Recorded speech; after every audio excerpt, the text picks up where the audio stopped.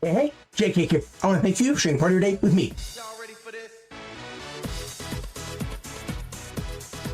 Welcome back, ladies and gentlemen, to Week 17's recap. There are only a few weeks left of fantasy baseball in the regular season, and then we get to the playoffs. That means the regular season in baseball, like real baseball, is also coming to an end. The trade deadline is next week. I am so excited because I don't know if my Yankees are going to be getting anyone. I hope so, especially being back from the IL, getting people, I don't know, Tariq Skubal. That'd be great. Highly doubt it. Just for God's sakes, not to the Rays or the Orioles or the Blue Jays or the Red Sox. So we got that.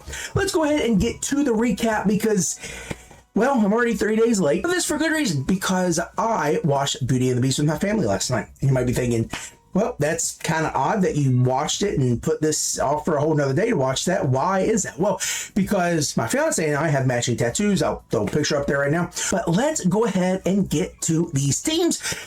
Again, because it's already Wednesday and I'm not off to a great start, especially with pitching. Tell me if you've heard that before. Whatever. Let's go and start with Peach Creek Purgatory. We won this week 888 to 758. And I'm telling you now, I am very annoyed in some capacity with the division standings, but again, we'll get to that in a second. My top scorer was Kyle Leahy with 59 points, and he was robbed of 2 wins. Now, let me make sure I have this. He had a big week, so he pitched 2 games, 12 plus innings, only 3 earned runs, 1 walk, and had 13 Ks. And again, the Cardinals could not pull out wins. Are you kidding me? Trey Turner had 55 points for me. Yandy Diaz had 53, and Ketel Marte had 52. Those are my only guys above 50. Now, for the people that did not help me much of any, now I did win by 130, so that was good, but it would have been nice to have a little more help from these guys. Freddie Peralta, Lord have mercy, dude. Did you forget how to pitch? Like, you're looking like Sonny Gray when he was with New York Yankees. Freddie Peralta has, like, not gone 5 innings for, like, I don't know, 4 or 5 starts. It's sad. He got me 8 points. Ugh. Mr. Arrighetti Spaghetti got me -7. Now, you might be thinking, why are you starting that guy? He's been terrible for a few weeks. Well, that's because it's a very pitcher-heavy league, and I need all the pitchers I can get because of the injured list I have. I have some all-star pitchers on my freaking IL. Finally, Max Fried came off, so that was good. And then Framber Valdez got me -16. Like, what happened to him? He is down in every category from last year. And, I mean, do we think it was that errant throw where he crossed up his catcher that got him to be, like, so off-kilter? I don't know. Right now, you can take a look at the ads drops right there, and we can talk about why I'm so annoyed. That's because I'm back in 3rd place because of points scored.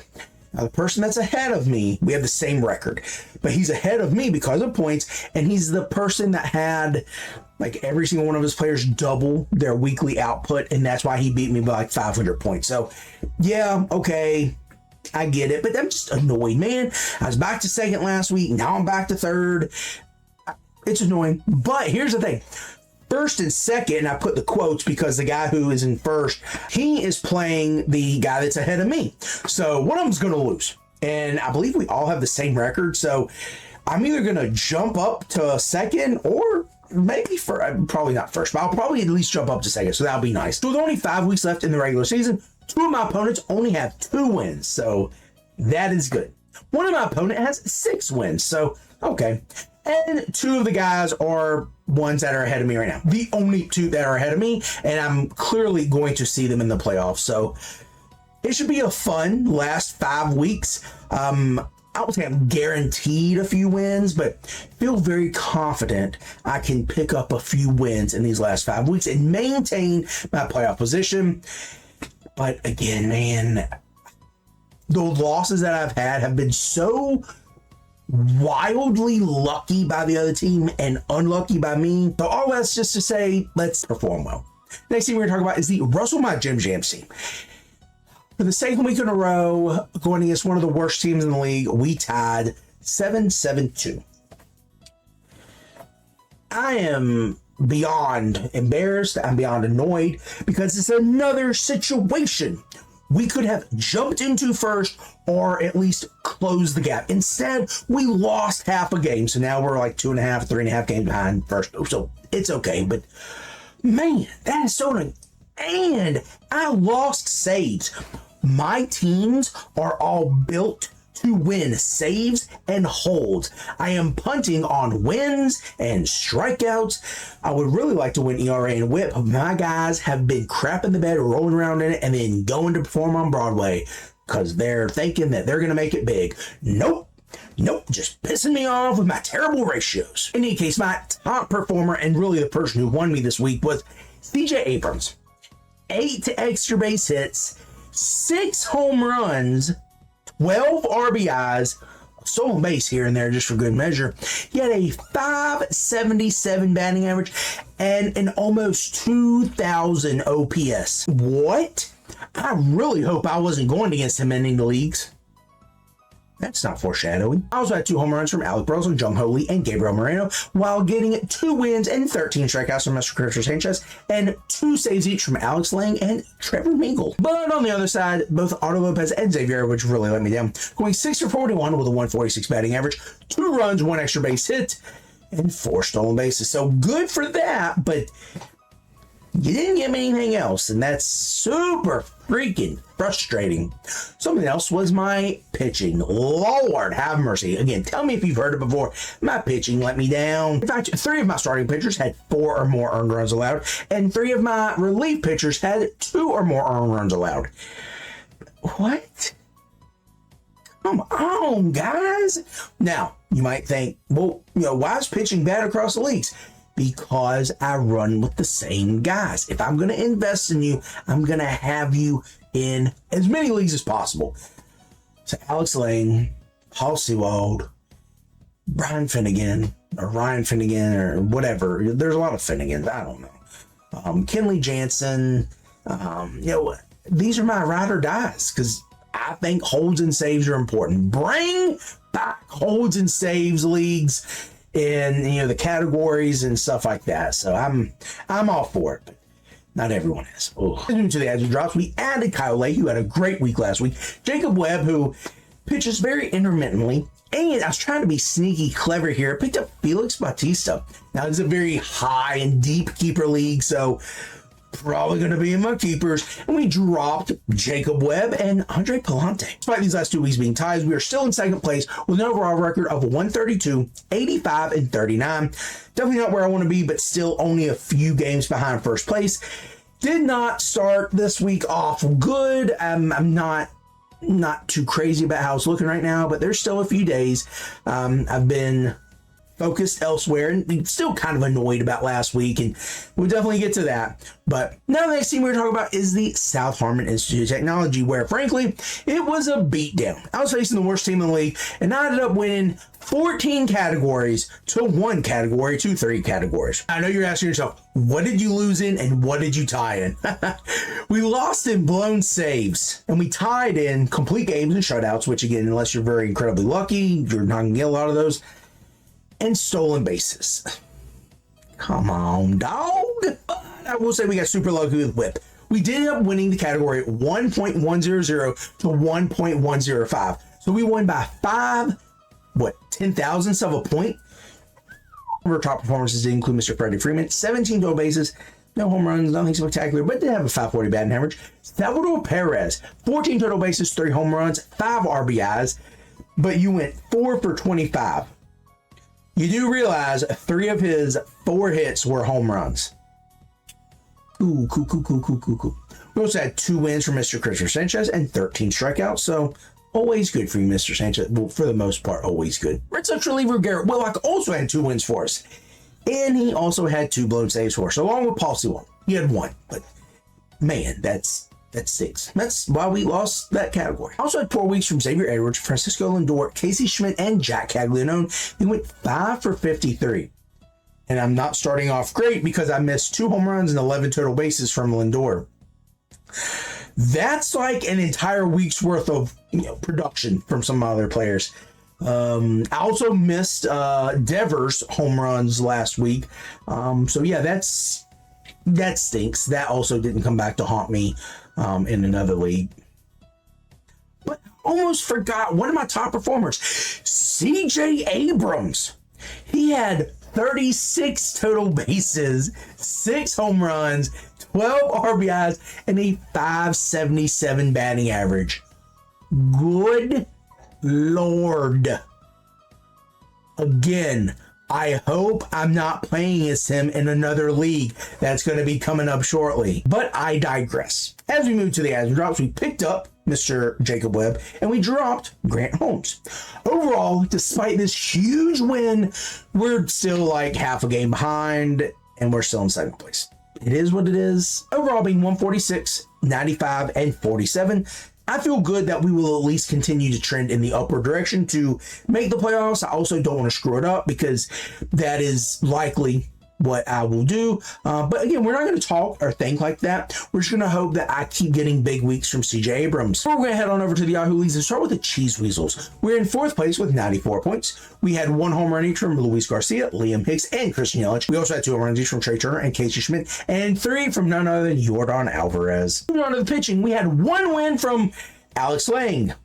We're going to hear his name quite a bit, I promise you. We also finally got a win from Hunter Brown. 7 really good innings. I think like 2 hit ball. He had 6 strikeouts, 1 walk. Where has this Hunter Brown been? I do not know. We finally got a hold. Finally! It's been like 3 weeks since we got a hold, which is wild. But thank you, Kevin Kelly. You got us a hold. We had 1 save each from Paul Sewald and Jacob Latz, while we got 2 from Alex Lang. Told you we'd hear his name again.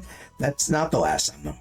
As we move to losses, we had losses from Zach Wheeler. That was very uncharacteristic. I don't know why he did so poorly against the Marlins the start of this week. I'm really not happy about that.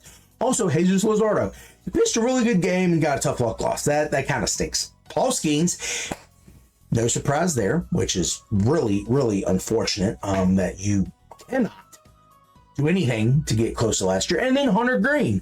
Again, don't know why you did so poorly this time around, but whatever. Now we talk about blown saves. This is where we hear Alex Lang again. How do you show up in 3 different categories? I don't know. We also had a blown save from Paul Sewald. And that trend has continued this week. Good God. As we move to the adds and drops, we added Emilio Pagan and dropped Josh Jung.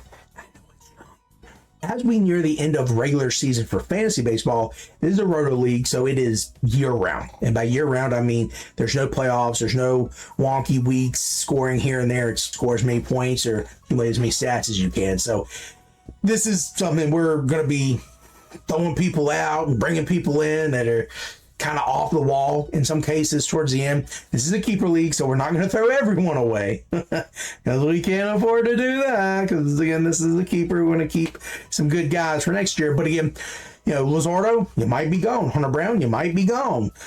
Not dropping Skeens. I know he is, not sexy, but he's got to turn it around, right? Right? In any case, next thing we're talking about is the Cucumbas.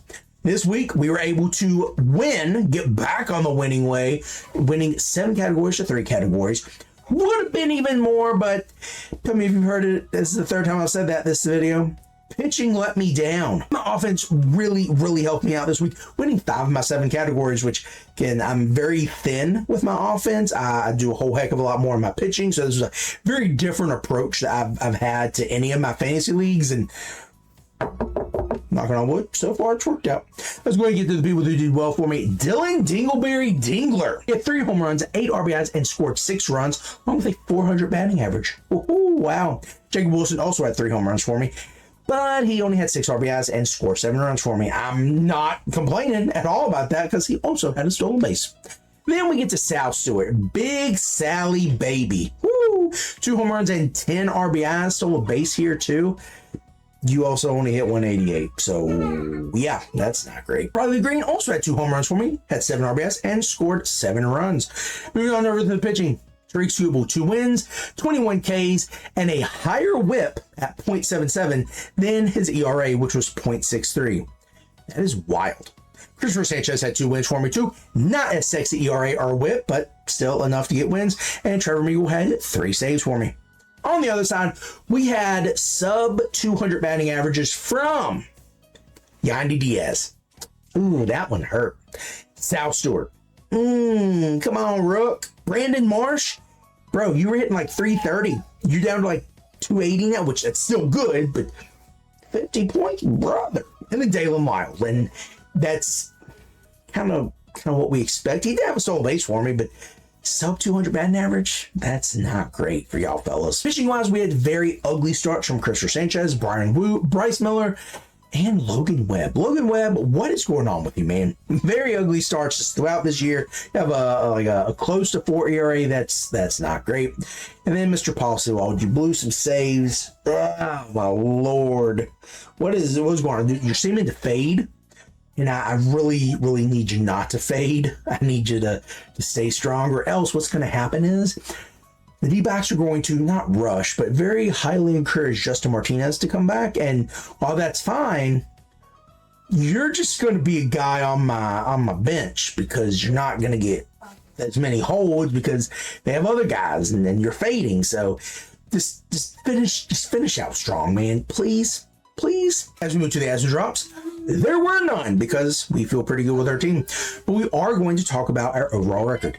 98, 61, and 11. We're still in first. I like the fact that we have a little bit of cushion. I don't want to get too overextended with that confidence because there's still a lot of time for me to screw up. Let's continue to put pressure on the rest of these guys. Let's have our pitchers continue to do well. There have been a few people dropped. Xavier Edwards was dropped. I'm super excited about trying to pick him up because I'm a big Xavier Edwards fan. So again, let's keep the pressure on. Let's come out with a regular season championship and get to the playoffs so we can hopefully win our regular season and playoff championship. The last thing we're talking about is the Kent Murphy Dingers, and I'm annoyed.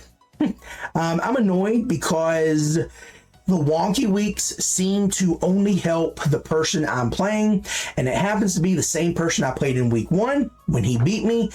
Week 17, he beat me, but he needs the wonky weeks to beat me because in week 11, I throttled him 9-1. So I lost this week 3-6. That's frustrating. This is where you might think, okay, dude, none of the people you've played have had CJ Abrams. Yeah, this guy had CJ Abrams. Literally was his offense. I'm annoyed. Let's go ahead and talk about how we pissed away Hunter Goodman's amazing week with 4 home runs and 9 RBIs. 300 plus batting average, man. Come on. No. We also had 2 home runs each from Mr. Corbin Carroll, Riley Green, and Matt Olson. Matt Olson scored 7 runs. Riley Green had 7 RBIs, and Corbin Carroll had 3 stolen bases. Cristher Sanchez did have 2 wins and 13 strikeouts for us. Then we had 10 plus strikeouts from Jared Jones, Hunter Green, and Bryan Woo. And then Emilio Pagani got me 3 saves. So it sounds like our pitching did well, but it didn't. Pitching has been my downfall for the past 3 weeks. And that's frustrating. I had 4 pitchers of all of my pitchers not give up an earned run. They all happened to be relief pitchers as well, so they didn't pitch a lot, which is good. But that means that there were people that were relief pitchers that gave up earned runs. So, yeah, we can't be having that. So, Cade Smith, Tanner Scott, Kelly Jansen, and Jacob Webb. Thank you all for not giving up runs, but you also collectively pitched about 5 innings. So, if I had like 95 innings pitched, there were 90 innings that had an earned run. Now, again, that's just a hypothetical number, but yeah, that is super freaking frustrating. Although the defense did really well, the other guy just had CJ Abrams. Like literally, without CJ Abrams, we'd have won all offensive categories. That's annoying. We were 2 home runs behind. We were 2 or 3 RBIs behind. I think we lost by 1 stolen base. Literally all of which, if you were to cut CJ Abrams' stuff in half, only give him 3/4 of what he got, we'd have won. So, shoulda, coulda, woulda. I just know that I'm thankful that playoffs are only 1 week because if I meet this guy in the playoffs, I'm going to beat him. So, because he needs the wonky weeks. He needs a little bit of time or extra time to beat me. And that's okay. That is okay because playoffs only 1 week. So bring on the playoffs, baby. As we do to the other drops, you'll see we picked up Kyle Leahy and dropped Jacob Webb and Josh Jung.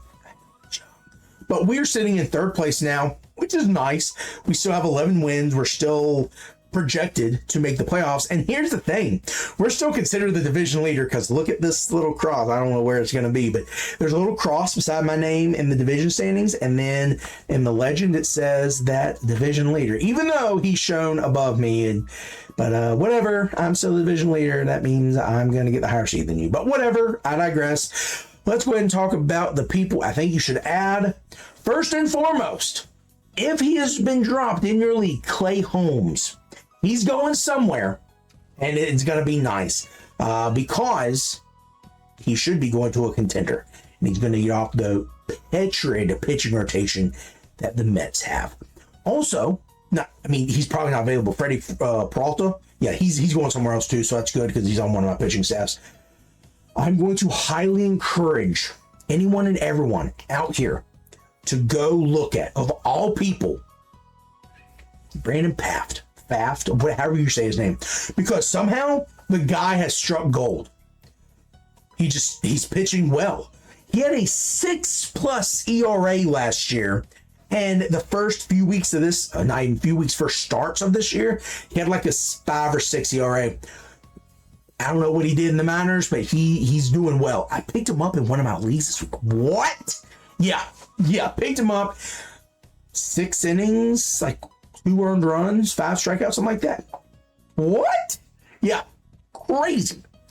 I'm also going to encourage you, if you are in the saves department in the year leagues, Adrian Morejon. You don't know who he is. He is the setup man for Mason Miller and the Padres organization. When Mason Miller is gone, Morejon is going to take over. He's pretty good. I had him on my team last year for both holds and a few saves here and there when Miller was down, but he's pretty good. I really like him, especially because Jeremiah Estrada is down right now. I don't know if he's done for the season, but it'll be Morejon's show when Mason Miller leaves. Also be interesting to see where Devin Williams goes. Not because I think he's going to be available, but because Luke Weaver will likely take over if he's not moved as well. So I don't know. I don't even know if I would trust anyone in the Mets bullpen, especially Devin Williams. But Luke Weaver was a closer for the Yankees last year, and other than forgetting how to pitch last year, when Devin Williams was down, he did really well the year before. So what, 2024? He did really well. So I'm going to encourage y'all to look at him to see where Devin Williams goes and if Weaver is also packaged or sent somewhere else with Luis Robert and Peralta and Clay Holmes. With the Mets, I'm also going to encourage you to look at their outfielders, especially if they're going to be moving a few people here and there. You're going to have a few people absolutely getting playing time as younger guys like Carson Bench, which right now he's kind of in a platoon. He's doing well, but platoon, Brett Beatty, however you say his last name, Ewing. So there are going to be some guys who are going to be in the outfield if or when Robert's moved. I'm hoping that Tariq Skubal either goes to a contender that has a super easy schedule, or my Yankees, just because he's good and I want him to do well. Easy schedule because he's on my team. Yankees because that's my team, Maybe we'll get a third baseman too. That'd be super nice. Like not Ryan McMahon? Whatever, man. I'm annoyed. So we can't really speculate too much now because the trade deadline, I will absolutely be letting you know next week who is a hot prospect or who is the person to pick up, especially because as we move closer to August, we're going to have availability to expand rosters, and that's where a lot of these prospects are going to come up. Baez for the Cardinals will absolutely be up because he has hit 30 plus home runs, has almost 80 RBIs as of, I think it was like Monday because he smashed another home run.